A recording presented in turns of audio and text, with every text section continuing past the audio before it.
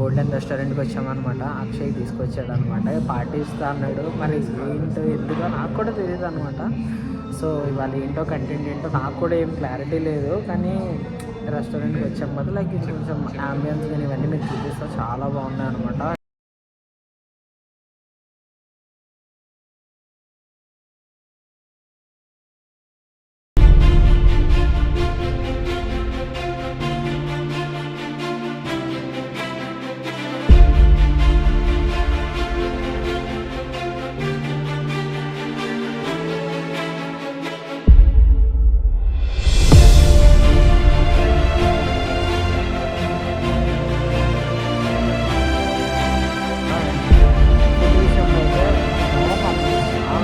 చాలా బాగుందన్నమాట.